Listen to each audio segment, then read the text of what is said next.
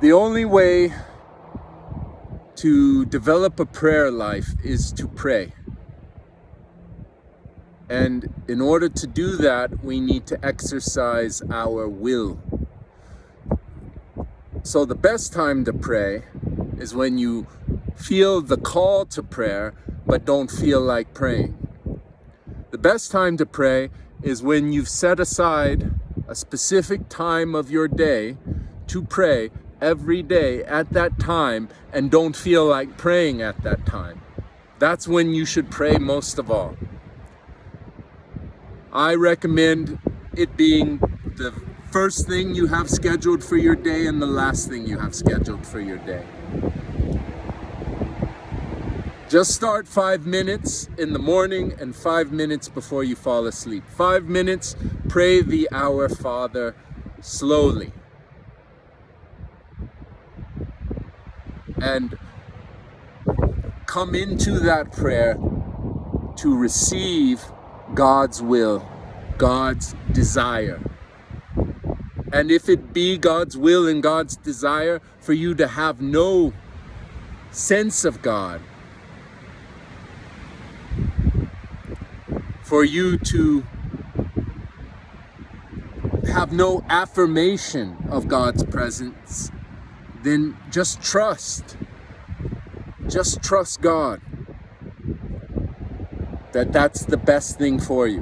Whatever happens in that 5 minutes of your prayer life at the start of your day, you accept it, because you're not trying to create any result from your prayer. All you're doing is giving your will, your love. You're turning to God and you're sitting at the feet of God and you're listening for the whisper of God. And if all you hear is silence, then you're getting more comfortable with the silence of God. And you're resting in the presence of God. So even if your senses can't have any affirmation of God's existence, just the very fact that you exist and recognizing that your source of existence is God, just contemplating that, you will be in the presence of God. You will be nourished by that presence. And whether you realize it or not, you will allow God to form your will and your desires. And if you do that consistently, let's say for 1 month, 5 minutes in the morning, 5 minutes in the evening, I recommend before you fall asleep, examination of conscience. A very fruitful examination would be to read 1 Corinthians 13 and all the things that St. Paul lists of things that are not compatible with love. To examine your day and see where you fell into those self-interest moments.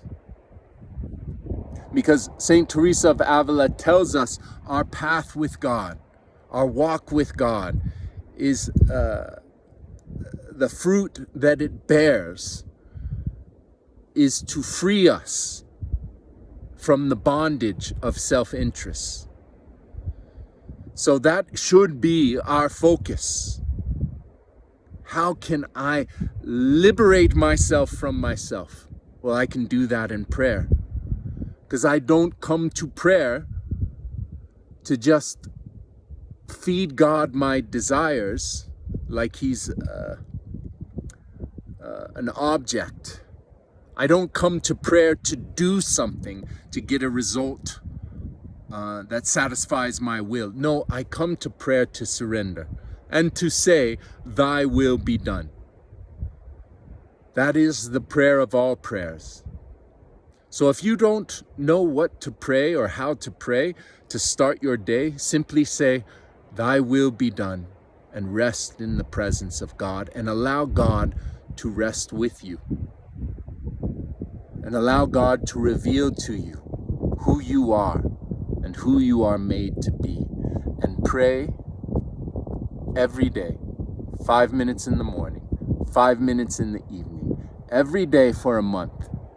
And then see if you can pray 6 minutes in the morning, 6 minutes in the evening, and keep going until you can get to 10 minutes in the morning, 10 minutes in the evening.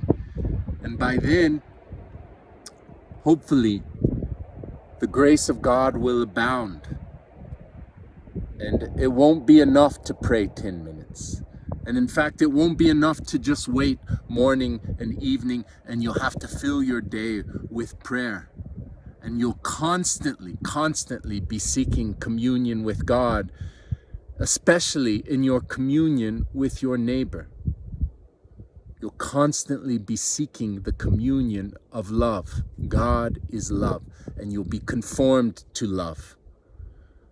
And you'll correspond to love. And you will live a life of prayer, a life of communion with God, communion in love. And you will do everything in love. Do everything in love. Pray, and if you don't feel like praying, pray all the more. Prayer is an act of the will, and there's nothing that you do to increase its value.